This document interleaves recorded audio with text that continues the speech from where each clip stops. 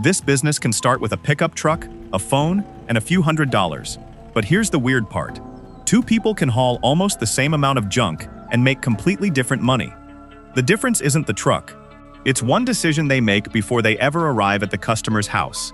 A customer calls.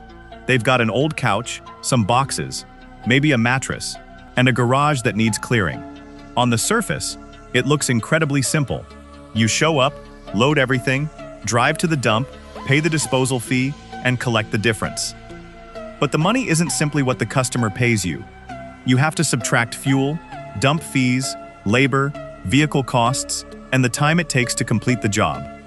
And that's where a lot of beginners get fooled. A job can look profitable when the truck is full, while the actual margin is much smaller than they expected. A single operator running a few jobs a day, several days a week, can build a solid income fairly quickly. But the real story here is what happens once the business scales past one person and one truck. Most junk hauling businesses start with one person and one truck, taking jobs found through local online listings or word of mouth. As demand grows, the smart move isn't necessarily buying a second truck right away.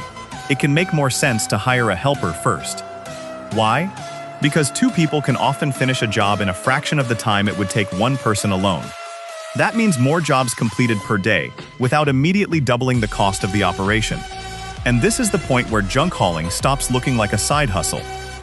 Only once that first truck is consistently booked does it make sense to add a second one. Now you've got two crews working at the same time, then three, then four. One operator scaled this exact model into a business, bringing in around $3 million a year. But scaling the fleet creates a problem most beginners never think about. Not all junk costs the same amount to get rid of.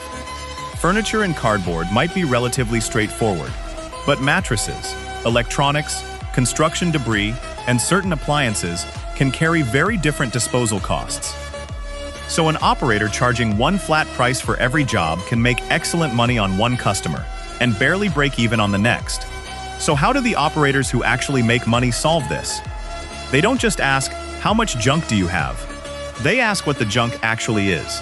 A mattress isn't priced the same way as a box of clothes. An old refrigerator isn't priced the same way as a pile of cardboard. The quote changes based on what's actually going into the truck. It sounds like a tiny operational detail, but this is where the business changes. The flat rate operator hopes every job works out. The smarter operator knows what every job needs to earn before the truck leaves the driveway. And there's another advantage. Accurate quoting makes customers more comfortable because they know what they're paying for before the truck even arrives.